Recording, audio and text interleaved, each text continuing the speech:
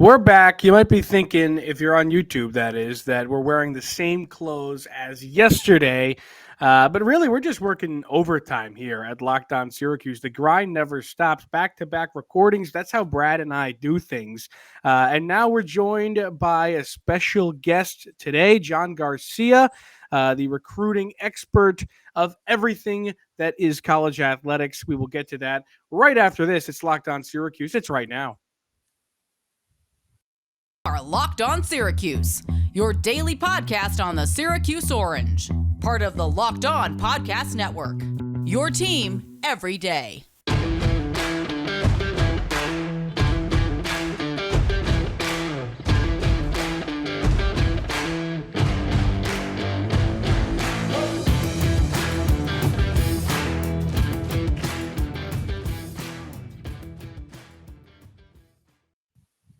Matt Bonaparte and Brad Klein with you here on Locked On Syracuse. Thank you for making Locked On Syracuse your first listen every day. We are free and available wherever you get your podcasts. And now we are joined by John Garcia, the Director of Recruiting Coverage at Sports Illustrated. John, thank you so much for being here today. Absolutely. Good to be on with you guys, talking a little orange on an interesting day in the ACC for sure. Absolutely. And we just learned pre-podcast that John also, like Brad and I, is a Syracuse graduate. So with that knowledge now, a question that just hopped into my head. You said you did your grad year in 2010. What has been your impression of Syracuse's recruiting over the decade plus since 2010 to now in terms of football? Where are they? What has been the reason that they've struggled so much? And does Dino Babers coming in almost last every season in the ACC matter? Of course it does, right? And I think when kids look, first of all, Syracuse can't recruit locally as well as almost everybody else in the ACC. So I do think that there is some room to understand some of the struggle. And obviously the on-field stuff has a lot to do with it as well. But I do think that relative inconsistency certainly hurts in recruiting, because when kids get that offer, it moves the needle because, look, it's a free education. But compared to, again, almost everyone in the conference that can kind of point to something, especially at certain positions, it hurts you. And you become just kind of like, oh, this is great because it's an ACC offer, but then what else? And that's really what hurts in terms of acquiring visits and maintaining that interest when you do reach out and extend an offer to a new target, because then the research is done, or the perception just kind of caps the research. A lot of these kids, if they're getting hot and they're picking up a lot of group of 5 FBS or even low-end Power 5 offers, it becomes a bit of a wash. So what separates Syracuse in that, besides, hey, we're in the ACC and we play inside, so hey, Floridian, at least you don't have to deal with the cold as much. I mean, beyond that, there's not a whole lot of ground to stand on there.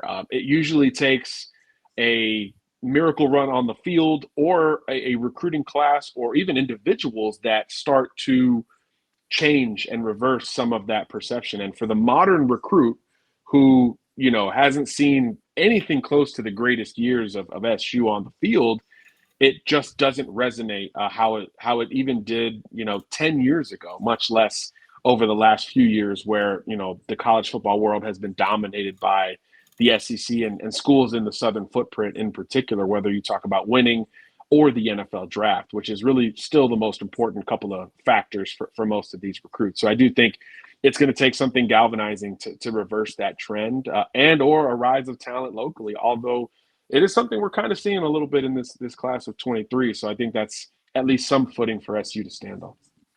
And we're going to talk about the class of 2023, the present, the future coming up. But John, you mentioned earlier, just a second ago, about it's going to take something galvanizing. It's going to take a miracle run. I feel like that already happened. I feel like that was 2018 when they went to the Camping World Bowl, when they won 10 games, and nothing happened as far as recruiting waves after that. Why? Because, well, first of all, right after that point, there was still a lot of question as the direction of the program, right? I mean, was that just, hey, this group of upperclassmen apexed all at once, or was there kind of a young gun on that roster, and my memory doesn't immediately jolt there. So I do think that it was kind of viewed as more of a flash in the pan, especially when you follow it up with, I believe, a year where we didn't see SU go to a bowl game. So I do think sustained success is still a very important part of the recruiting conversation. I do think that run increased quarterback recruiting potential, and at the same time, the secondary has been kind of this position group where we've seen SU have some good success. And I want to say Andre Cisco committed after that run.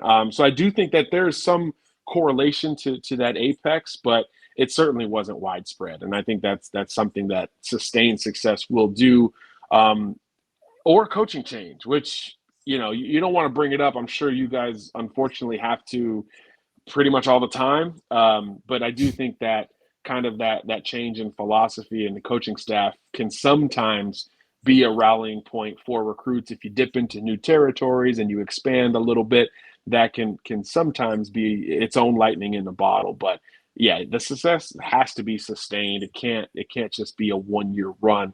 Although, again, we did see some spikes at certain positions after that.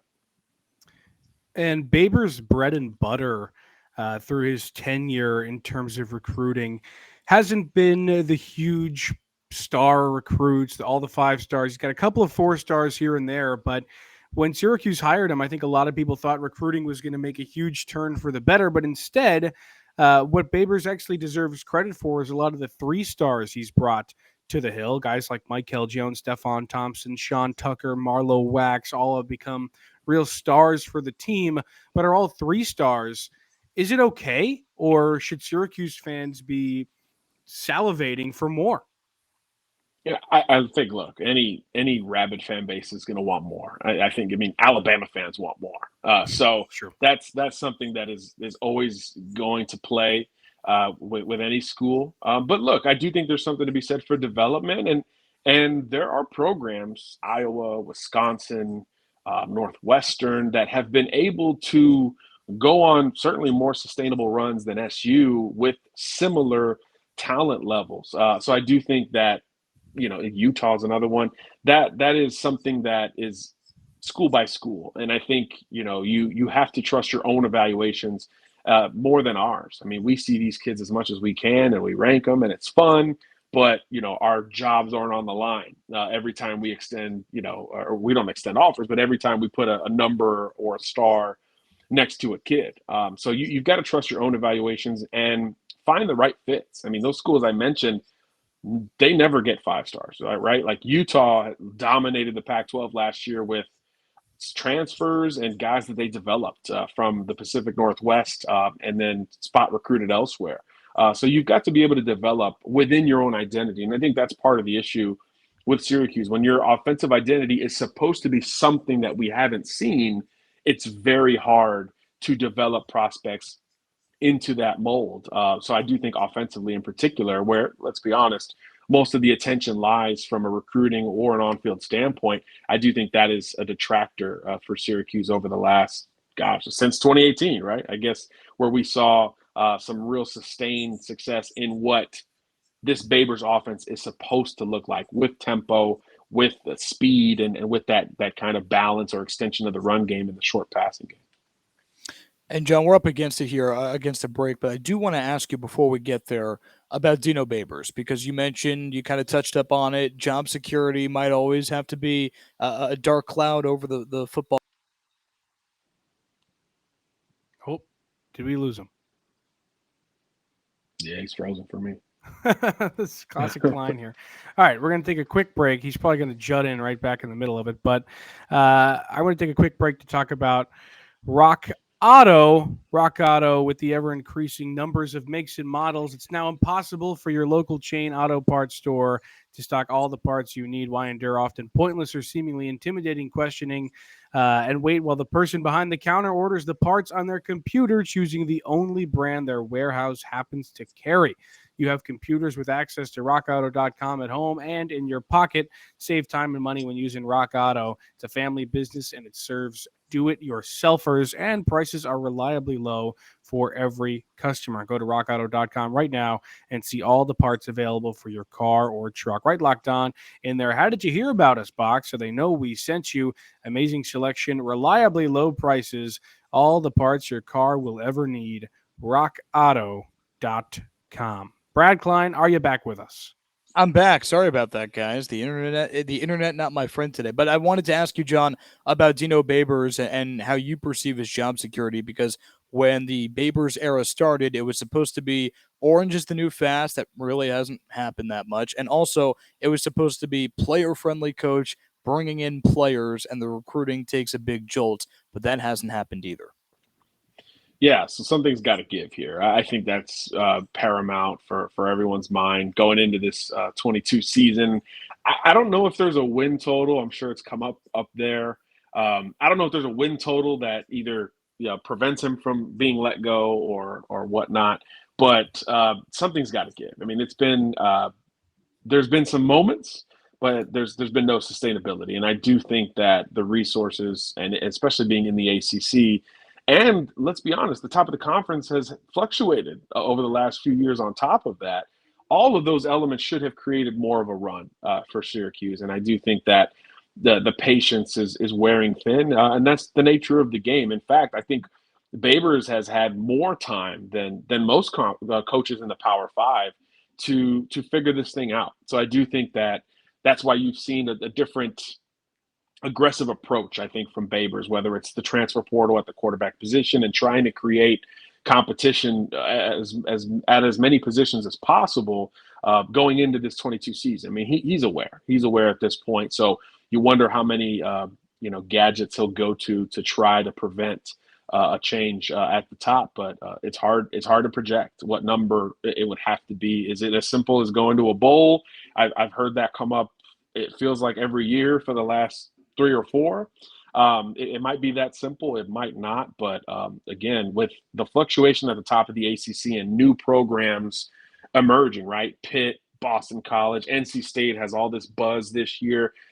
That should be the range where Syracuse is flirting with on the football field. And it's just not something we've seen. So I do think that the other schools that haven't hit that apex, we've seen them make the changes, right? So it's just a matter of when does Syracuse, just kind of cut their losses and move forward? So obviously a ton of pressure at this point for SU. So let's get into the nitty-gritty of it now in terms of the class of 23 for Syracuse. Currently, SU has 6 guys that are committed to play in orange for the 23 season. LaNorris Sellers, the quarterback, the 3-star quarterback out of South Florence, in Florence, South Carolina, is the highest rated recruit, 3-star, like I said. He's currently 621 nationally. Does anybody stick out to you in this class? Well, I love Sellers. I think he was a kid who, because of an injury last year, really didn't get that true recruiting boom that maybe he deserved. Not only was he committed pretty early on to UVA, but the injury cost him, the junior season, the bulk of it, which is really for quarterbacks.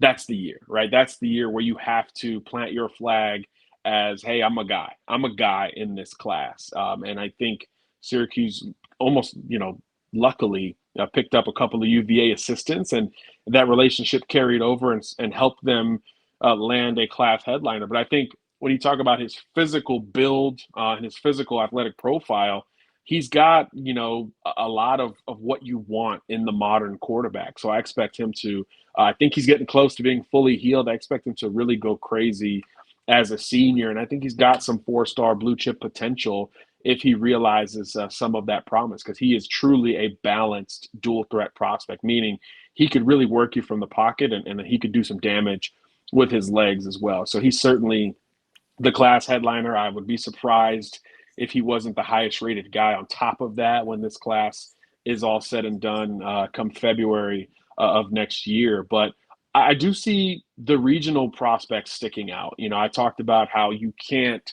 really recruit too hyper locally at Syracuse. It's state of New York guys, even going into Jersey, and Sellers is the only one not from that footprint in this class. And you only signed 2 from New York last year. So I do think that is promising for SU. A lot of them are on the defensive side of the ball as well, where, again, we typically don't see that. Usually you're going down to Florida for your secondary prospects or your pass rushers. Well, this is a little bit different for Syracuse. So I do like this change. It coincides with a bit of a rise of talent in the tri-state area. So I do like that Syracuse is taking advantage of it and not losing prospects to Rutgers or Jim Mora and UConn or some of the other kind of old school Big East programs that used to be a thorn in Syracuse's recruiting side. So I do like the more regional approach to this class. But of course, now we need to see what we have come accustomed to seeing, and we need to see them go into Florida, into the South, and expand in that ACC footprint. And I think that will probably be the plan for the staff the rest of the way. I do want to talk about what's to come for this class, but I also want to stick with Sellers for a second because he enters a quarterback room that is, I don't want to call it stacked, but pretty deep when you have Justin Lamson, who's eventually going to come back from his injury and sounds like he was playing pretty well in camp, and Garrett Schrader's still there, and Carlos Del Rio Wilson made the immense splash coming from Florida in the transfer portal. Do you expect Sellers to eventually be the quarterback for Syracuse, the QB1?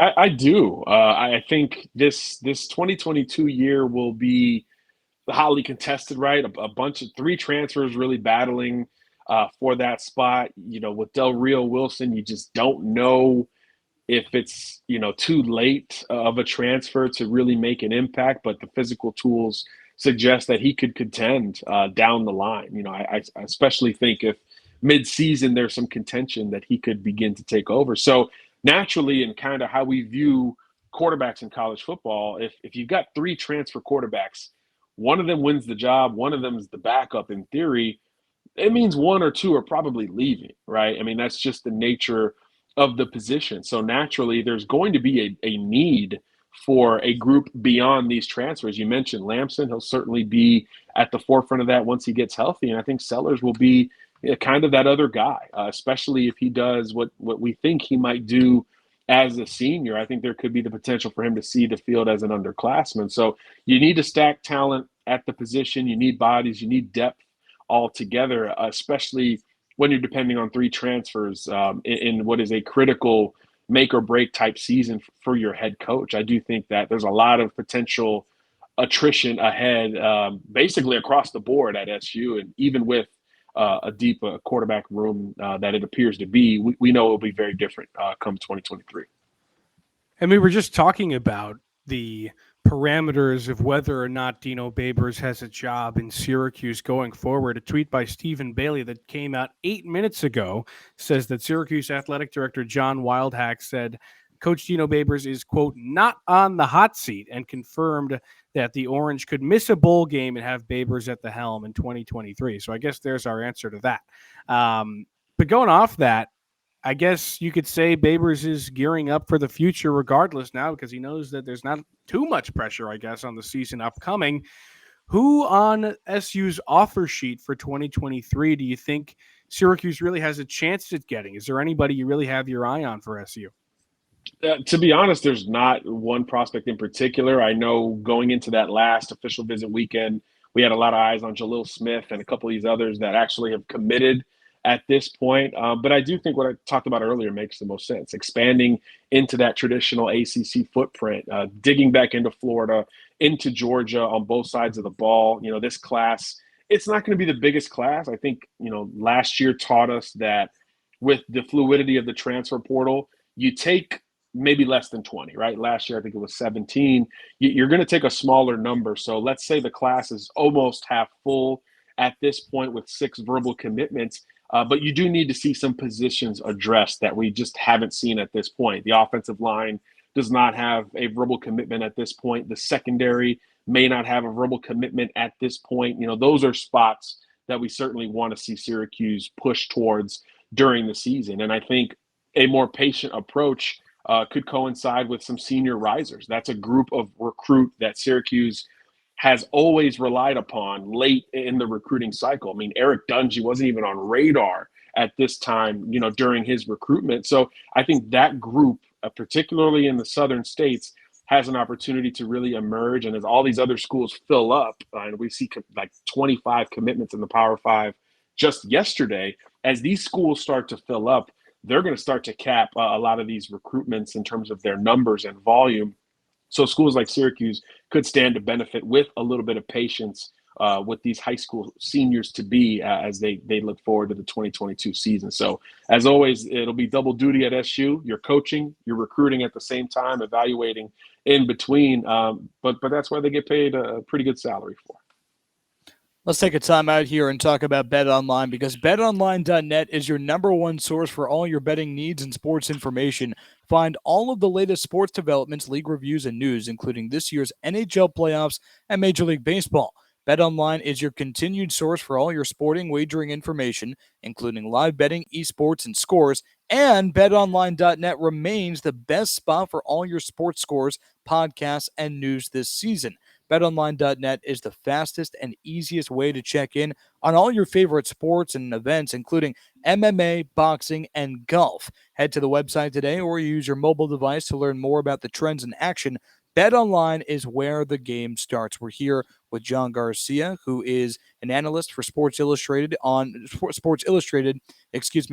football recruiting sphere. And we're talking to John about Syracuse and what they have in 2023. The newest commit is linebacker Zian Moultrie Goddard. What is your takeaway when you watch film on him, and what are your impressions as he steps onto the hill? This is an old school player, and I think we have fun talking about the modern game and how much it's changed, but you still got to be able to stop the run. And I think Goddard has a lot of that within his game, 6 foot, 235 or so. And he screams downhill on tape. I mean, he's a guy who, again, it won't be flashy, but he's going to play tackle to tackle, take on blockers, and be able to win at the contact point. And I do think there's still that classic desire to stop the run. So the question for him is going to be, come third down, when you do shift back to that modern mindset, what is his role going to be? Can he play underneath where he's showing a little bit of capacity to flip his hips and run? Or is he going to be a guy who has to develop into a blitzer or a pass rusher? I think that's where, as a senior, if you're a Syracuse fan, that's where you're looking to see a little bit more from his tape. But again, on the floor level and perspective, I do think this is a potential tone-setting downhill linebacker who's going to rack up a lot of volume in the tackle department. And look, you're still needing that in this day and age, especially in a conference that scales up the entire East Coast, where weather factors in and other things factor in. You still need some beef and some physicality in your front seven, and I think he provides it. I like that. I like being referred to as beef if I'm Zion Moultrie Goddard. That's good. And what can you tell us about Jaleel Smith, the edge, 6'5", 230 pounds, out of Brooklyn, New York? Not really ranked on 24/7 anywhere, but what can you tell us about this kid? Extremely raw, but you see the potential in his game. 6'5" or so, 225, 230, where he's listed. And man, there are some plays where you're like, look at his bend and look at his first step. And then there's other plays where you're like, oh my God, he's standing straight up. He's just so raw in his development at this point. So another one where you're happy as an SU fan that he's got another year of high school ball left where he can refine his game a little bit, but the height and weight is exactly where you want it to be for the modern edge prospect, and the athleticism and range is there as well. And that's one of those positions where we've seen everywhere in college football where you don't have to be the most polished to make a true impact. We talk about pass rushing specialists and edge setters. A lot of those guys are quote unquote one-trick ponies, but that one trick is pretty necessary to win games on Saturdays, especially in the pass-first nature of the game. So I think with Goddard, it's more of your old school tone-setting backer, and then here, your modern edge defender, at least in his athletic profile. So I like this get, and this is one of those where we talked about earlier. Trust your evaluation and develop. I mean, that's where you have to make your mark if you're not, one of these college football blue bloods that, seems to be hoisting trophies every year. We're talking to John Garcia here, analyst for Sports Illustrated, about on the Syracuse football, rather the college football recruiting scene, and we're talking about Syracuse football here. I got one more from me, John, and it's about the tight end, and it's David Clement coming from Christian Brothers Academy, so a homegrown guy in Central New York. But I Yeah. think the biggest criticism of the SU offense over the past few years has been the absence of the tight end featuring in their offense. Obviously, it's different because you have some new blood in the coaching room now, but what does David Clement's commitment to Syracuse mean for the future of the offense? Well, if you're going to risk, I guess, negative perception, or you want to trust someone in reversing it, go local, right? You can't miss with these guys. I do think that, Syracuse, I guess, even dating back to when I was a student and eventually worked in the market, there was always this kind of wonderment of, are they ever going to recruit hyper local guys? We've seen flashes, with some of them, but it's really not been a consistency with what SU football does. But when you look at Clement, the first thing I ask is he going to stay at tight end? I mean, is he really 6'7", 265? If that is his true, listed height and weight, very curious to see where his body develops, because that's the type of size that your Wisconsins, your Iowas, your Notre Dames of the world are taking as offensive tackles. So curious to see if he can be a balanced tight end who does aid as an extension of that offensive line, or if he just has to push all the way towards, being a big ugly before his college career is done. But either way, like you said, there has to be, more prowess at the tight end position. Even the threat of somebody working the seams, especially with his height and reach, that should be a plus for an offense that wants to go fast. I mean, it's something that we always talk about, whether it's the quarterback run or the RPO game. You need a presence in the middle, because otherwise programs and schools can dictate coverage specifically to the smaller, shiftier outside guys. And that just creates more likelihood of them, being able to dial up pressure at the right spots if you don't have that prowess on the inside. And I think that's why that position, the tight end, and these big, athletic, long tight ends have become the new it thing in college football and the NFL simultaneously. John Garcia, the director of recruiting coverage at Sports Illustrated, thank you so much for taking the time with us today. We appreciate you. Always good to be talking about the Orange, fellas. Thanks for having me. Of course. Thank you for making Locked On Syracuse your first listen today. Get more on the ACC by making Locked On ACC your second listen every day.